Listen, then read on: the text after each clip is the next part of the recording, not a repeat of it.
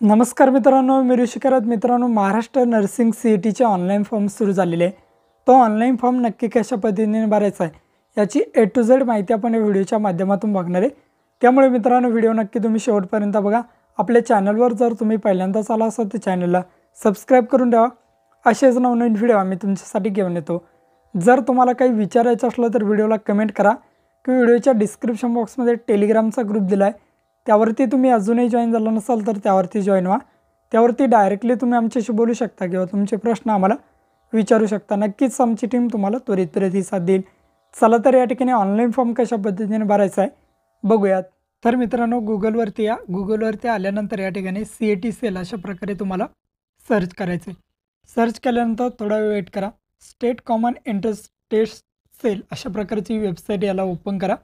Open केल्यानंतर बघू शकता CETची ऑफिशियल वेबसाईट या ठिकाणी ओपन झालेली आहे. आता या ठिकाणी तुम्ही नवीन ऑप्शन ॲड दिसतोय तुम्हाला या ठिकाणी कॅन्डिडेट रजिस्ट्रेशन AY 2024-25 यावरती तुम्हाला क्लिक करायचं आहे. क्लिक केल्यानंतर थोडा वेळ वेट करा. आता या ठिकाणी तुम्ही बघू शकता CET पोर्टल या ठिकाणी ओपन झालेलं आहे. आता या ठिकाणी जर अगोदरच तुमचं अकाउंट असेल तर ईमेल ID पासवर्ड टाकून साइन इन करा. नसेल तर न्यू रजिस्टर या ठिकाणी क्लिक करायचं आहे. रजिस्टरवर जसं क्लिक करसाल तसं नवीन अकाउंट आपण या ठिकाणी ओपन करणार आहोत. या ठिकाणी फुल नेम जसं तुमच्या 10वीच्या मार्कशीटवर असेल त्या पद्धतीने टाका. आडनाव अगोदर असेल तर आडनाव टाका. तुमचं नाव अगोदर असेल तर तुमचं नाव टाका. जसं त्यावरती आहे तसं टाका. नंतर तुमचा ईमेल ID टाका. नंतर तुमचा पासवर्ड क्रिएट करायचा आहे. तुमचं नाव @123 या फॉर्मॅटमध्ये तुम्ही पासवर्ड क्रिएट करू शकता. तोच पासवर्ड कन्फर्म पासवर्डमध्ये टाका. दिनांक, महिना आणि वर्ष या फॉर्मॅटमध्ये तुम्हाला या ठिकाणी डेट ऑफ बर्थ टाकायची. रजिस्टरवरती क्लिक करायचं. ईमेल आला आहे तुम्हाला या ठिकाणी, या ईमेलला या ठिकाणी क्लिक हिअरवरती क्लिक करा. तुम्हाला एक ईमेल आला आहे, तो ईमेल व्हेरिफिकेशन अशा प्रकारचा आलेला आहे. त्या ठिकाणी ईमेल व्हेरिफिकेशन करून घ्या. व्हेरीफाय ईमेलवरती क्लिक करा. तुमचा ईमेल हा व्हेरीफाय होऊन जाईल. नंतर परत तुमचा ईमेल ID टाका. जो पासवर्ड क्रिएट केला आहे तो पासवर्ड टाका आणि साइन इन करा. साइन इन केल्यानंतर बघू शकता पर्सनल इन्फॉर्मेशन भरायची. या ठिकाणी तुमचा मोबाईल नंबर टाका. फादर नेम या ठिकाणी फक्त तुमच्या वडिलांचं नाव टाका. मदर नेम या ठिकाणी तुमच्या आईचं नाव टाका. जेंडर विचारलं आहे मेल फिमेल, काय जे तुमचं जेंडर असेल ते जेंडर सिलेक्ट करा. रिलिजन विचारलं या ठिकाणी तुम्हाला तुमचा धर्म निवडायचा आहे. हिंदू मुस्लिम काय जो तुमचा धर्म असेल तो धर्म निवडा. नंतर समोर या ठिकाणी बघू शकता रिजन निवडायचं आहे. रुरल आहे की अर्बन आहे. जर तुम्ही ग्रामीण भागात राहत असाल तर रुरल निवडा. शहरी भागात असेल तर अर्बन निवडा. मदर टंग मातृभाषा निवडायची. या ठिकाणी तुमची जी मातृभाषा आहे, आपली मराठी मातृभाषा या ठिकाणी मी निवडून घेतो. नॅशनॅलिटी दिली आहे, इंडियन सिलेक्ट करा. ऑटोमॅटिकली आलेलं आहे. ॲन्युअल फॅमिली, कुटुंबाचे वार्षिक उत्पन्न किती आहे तुमच्या तहसीलमधील, तर या ठिकाणी 15 ते 50 काय जे असेल ते त्या पद्धतीने निवडून घ्या. नंतर बघा मॅरिटल स्टेटस विचारलं या ठिकाणी मॅरिड आहे काय अनमॅरिड ते तुम्हाला या ठिकाणी सिलेक्ट करायचं. सिलेक्ट केल्यानंतर या ठिकाणी खाली यायचं. खाली आल्यानंतर तुम्हाला तुमचा आता ॲड्रेस द्यायचा. Address line 1, address line 2 compulsory तुम्हाला द्यायचे आहे. त्या ठिकाणी स्टार मार्क दिलं आहे. राहणार कुठले, तुमचा पोस्ट कुठला आहे, तालुका कुठला आहे. नंतर या ठिकाणी तुमचं राज्य तुम्हाला या ठिकाणी सिलेक्ट करायचं आहे. नंतर तुमचा डिस्ट्रिक्ट या ठिकाणी सिलेक्ट करायचा आहे. तुमचा जो जिल्हा असेल तो जिल्हा या ठिकाणी निवडून घ्या. निवडल्यानंतर समोर तुमचा परत तुम्हाला तालुका निवडायचा आहे. तुमचा तो तालुका असेल तो तालुका निवडा. विलेजमध्ये तुमचं गाव निवडा. पिनकोड या ठिकाणी तुमच्या तालुक्याचा जो पिनकोड असेल तो पिनकोड टाका. STD कोड सोडून द्या आणि खाली मोबाईल नंबर टाका. खाली या परत हाच जर तुमचा रहिवासी पत्ता असेल तर सेम ॲज अबावरती क्लिक करा. परमनंट ॲड्रेस ऑटोमॅटिकली खाली कॉपी होऊन जाईल. या ठिकाणी आपला सेम आहे म्हणून मी त्यावरती टिक करतो. आता बघा खाली यायचं आहे. खाली आल्यानंतर विचारलं आहे डॉमेसाईल इन द महाराष्ट्र, तर यस आपण महाराष्ट्राचे रहिवासी आहोत तर या ठिकाणी तुम्हाला यस करायचं आहे. मायनॉरिटी डिटेल्स, जर तुम्ही अल्पसंख्याक असाल तर या ठिकाणी यस करायचं आहे. आणि कोणते अल्पसंख्याक आहे या ठिकाणी लँग्वेज कोणती तुमची ती लँग्वेज निवडायची. नंतर रिलिजन कोणतं आहे ते रिलिजन समोर निवडायचं. नसेल तर डायरेक्ट तुम्ही या ठिकाणी जर तुम्हाला मायनॉरिटी दिलं डिटेल्स या ठिकाणी नो करा. आपण नाही म्हणून या ठिकाणी मी नो करतो. जर तुम्ही असाल तर यस करायचं. आता खाली या. खाली आल्यानंतर are you person with disability, या ठिकाणी जर तुम्ही अपंग असाल तर या ठिकाणी तुम्हाला यस करायचं आहे. आणि कोणत्या टाईपमध्ये अपंग आहे ते द्यायचं आहे. नसेल तर डायरेक्ट या ठिकाणी नो करा. SSC ऑर इक्वेलंट, तुम्ही SSC पासिंग वर्ष टाकायचं. 10वीचं जे तुमचं पासिंग वर्ष असेल ते वर्ष या ठिकाणी टाका. खाली या. खाली आल्यानंतर तुम्हाला टोटल पर्सेंटेज विचारले. 10वीला तुम्हाला किती पर्सेंटेज पडले ते पर्सेंटेज या ठिकाणी टाका. नंतर समोर बघू शकता इक्विव्हॅलंट बोर्ड.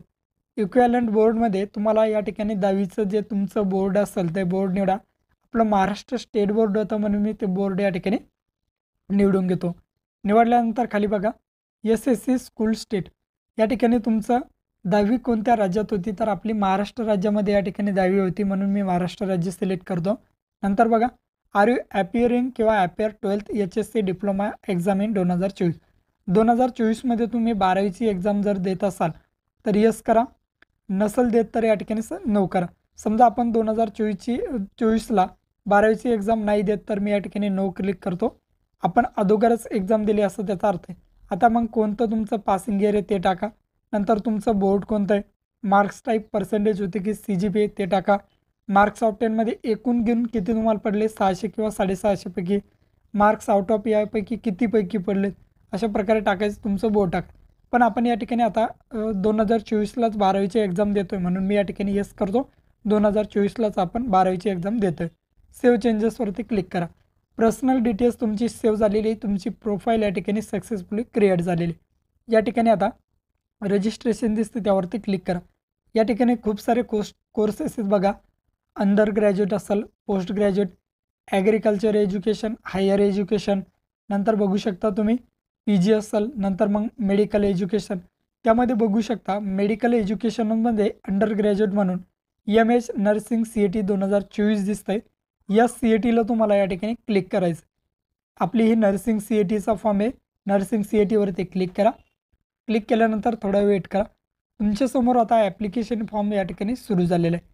या ठिकाणी बघू शकता सर्व इन्फॉर्मेशन तुम्हाला दाखवलेली आहे. सर्व इन्फॉर्मेशन व्यवस्थित चेक करा. जर बरोबर या ठिकाणी वाचून घ्या. काही या ठिकाणी तुम्हाला माहिती हवी असेल तर यामध्ये सर्व तुम्हाला माहिती दिली, पेमेंट वगैरे. या कन्सर्टला टिक करायचं आणि आय ॲक्सेप्ट अँड प्रोसीड ऑप्शनवरती क्लिक करा. तुम्ही भरलेली जी प्रोफाईलमधील माहिती ती सर्व माहिती आली एकदा व्यवस्थित बघून घ्या. अजूनही या ठिकाणी या माहितीमध्ये तुम्ही एडिट करू शकता. पाठीमागे प्रोफाईलमध्ये जाऊन बघून घ्या सर्व माहिती बरोबर आहे का. नंतर खाली या हा कॅप्चा कोड दिसतोय तुम्हाला, हा कॅप्चा कोड टाकायचा आणि सेव्ह अँड प्रोसीड ऑप्शनवरती तुम्हाला या ठिकाणी क्लिक करायचं आहे. तर सर्व माहिती बरोबर आहे म्हणून मी सेव्ह अँड प्रोसीड करतो. तुम्ही जो मोबाईल नंबर दिला आहे त्या मोबाईलवरती एक OTP आलेला आहे, तो OTP टाका आणि व्हेरीफाय OTP ऑप्शनवरती क्लिक करा. OTP व्हेरीफाय झालेला आहे. आता ॲप्लिकेशन नंबर आपला जनरेट झालेला आहे. प्रोसीड टू कंप्लीट ॲप्लिकेशन फॉर्मवरती क्लिक करा. क्लिक केल्यानंतर बघू शकता अशा प्रकारचा हा 9 स्टेपमध्ये आपल्याला फॉर्म कंप्लीट करायचं आहे. बघा सर्व रेड दिसतं, या ठिकाणी सर्व ग्रीन येईल कंप्लीट जसं आहे तसं. अशा पद्धतीने आपल्याला हा फॉर्म भरायचा. आता खाली या. खाली आल्यानंतर proceed to complete application form यावरती तुम्हाला क्लिक करायचं. क्लिक केल्यानंतर डोमेसाईल ऑफ महाराष्ट्र वगैरे सर्व माहिती आलेली. आता कॅटेगरी ऑफ कॅन्डिडेट, विद्यार्थ्याची कॅटेगरी कोणती, ओपन, SC ST NTD काय जे असेल, OBC. समजा मी या ठिकाणी OBC निवडतो. समजा तुम्ही जी कॅटेगरी निवडसाल त्या कॅटेगरीमध्ये परत तुम्हाला विचार केली सिलेक्ट कास्ट, कोणत्या कास्टमधून तुम्ही या ठिकाणी बिलॉंग करत आहात. नंतर तुमची जी कास्ट असेल यामध्ये ती कास्ट निवडा. कास्ट निवडल्यानंतर खाली यायचं आहे do you have passes of caste certificate, तुमच्याकडे कास्ट सर्टिफिकेट असेल तर अवेलेबल करा. तुम्ही आत्ताच कास्ट सर्टिफिकेटचा फॉर्म भरला असेल तर या ठिकाणी अवेलेबल बट नॉट रिसीव हे सिलेक्ट करू शकता. तर आपल्याकडे आहे म्हणून मी अवेलेबल करतो. नंतर कास्ट सर्टिफिकेटचा नंबर टाका. कास्ट व्हॅलिडिटी आहे का विचारले असेल तर अवेलेबल करा. नसेल तुमच्याकडे, तुम्ही आत्ताच फॉर्म भरला आहे पण अजून आली नाही, अप्लाइड बट नॉट रिसीव हा ऑप्शन तुम्ही सिलेक्ट करू शकता. तर आपल्याकडे आहे म्हणून मी अवेलेबल सिलेक्ट करतो. तुमच्याकडे नॉन क्रिमिनल आहे का 31 मार्च 2025पर्यंत व्हॅलिड, तर अवेलेबल आहे. सर्वांनी नसेल तर काढून घ्या. आता या ठिकाणी सर्व इन्फॉर्मेशन झालेली आहे. कॅटेगरीनंतर खाली ऑर्फन विचारलं आहे, तुम्ही अनाथ आहात का. जर तुम्ही अनाथ असाल तर यस करायचं, अन्यथा नो करायचं आहे. खाली सेव्ह अँड प्रोसीड करा. 10वीची सर्व इन्फॉर्मेशन तुमच्यासमोर आले, व्यवस्थित बघून घ्या बरोबर आहे का. तर खाली या तुम्ही विचारलं आहे 12वी या ठिकाणी तुमची कुठे वगैरे झालेली आहे तीसुद्धा इन्फॉर्मेशन दिली आहे, बघून घ्या आणि सेव्ह अँड प्रोसीड करा. नंतर आता तुम्हाला तुमचे या ठिकाणी एक्झामिनेशन सेंटर निवडायचे ते सुद्धा 4. या ठिकाणी पहिलं सेंटर मी छत्रपती संभाजीनगर निवडतो. दुसरं परत तुम्हाला जे निवडायचं असेल ते या ठिकाणी तुम्ही निवडू शकता. दुसरं सेंटर निवडा. त्याच पद्धतीने तुम्हाला तिसरं सेंटर निवडायचं आहे. त्याच पद्धतीने तुम्ही चौथं सेंटर निवडा. असे तुम्हाला मित्रांनो 4 सेंटर निवडायचे आहेत. बघा या ठिकाणी मी औरंगाबाद, पुणे, नाशिक अशा पद्धतीने सेंटर निवडलेले. तुम्ही सुद्धा तुमच्या अकॉर्डिंग जे कम्फर्टेबल असतील ते तुम्ही निवडू शकता आणि सेव्ह अँड प्रोसीड करा. आता तुम्हाला सिग्नेचर फोटो अपलोड करायचा JPG, JPG किंवा PNG फॉर्मॅट. तर मी फोटोग्राफवरती क्लिक करतो.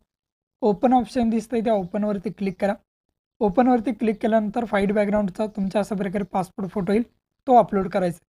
परत त्याच पद्धतीने तुमची सिग्नेचरवरती क्लिक करा. तुमची सिग्नेचर जिथं असेल तिथे सिग्नेचर ओपन करा आणि सिग्नेचर ओपन करून परत अपलोड करा. अशा पद्धतीने फोटो आणि सिग्नेचर दोन्हीसुद्धा अपलोड झालेले व्हाईट बॅकग्राऊंडमध्ये. सेव्ह अँड प्रोसीडवरती क्लिक करा. क्लिक केल्यानंतर आता आयडेंटिफिकेशन तुम्हाला म्हणून काय देऊ इच्छिता तुम्ही, प्रूफ ऑफ आयडेंटिटीमध्ये तुम्ही या ठिकाणी JPG, PDF किंवा PNG कोणत्याही फॉर्मॅटमध्ये 500 KBच्या आतमध्ये कोणतंही डॉक्युमेंट तुम्ही देऊ शकता. त्यामध्ये मग डॉक्युमेंट काय, PAN card, Indian passport, permanent driving licence, voter card, bank passbook, Aadhaar card, Aadhaar card, कोणतंही एक डॉक्युमेंट तुम्ही द्या. या ठिकाणी मी समजा पॅन कार्ड निवड. पॅन कार्डवरती क्लिक केल्यानंतर बघू शकता पॅन कार्ड अपलोड करण्यासाठी एक बाण आलेला आहे. या बाणावरती क्लिक करा. ओपनवरती क्लिक करा. जिथे तुमचं पॅन कार्ड ठेवलं असेल ते पॅन कार्डला क्लिक करा आणि अपलोड करा. बघा या ठिकाणी आपलं पॅन कार्ड अपलोड झालेलं आहे. अशा पद्धतीने तुम्ही इथून डिलीटसुद्धा करू शकता. सेव्ह अँड प्रोसीड करा. सेव्ह अँड प्रोसीड केल्यानंतर तुम्ही भरलेली सर्व माहिती तुम्हाला या ठिकाणी स्क्रीनवरती आलेली आहे. व्यवस्थित सर्व इन्फॉर्मेशन चेक करा, बरोबर आहे का एकदा व्यवस्थित बघून घ्या.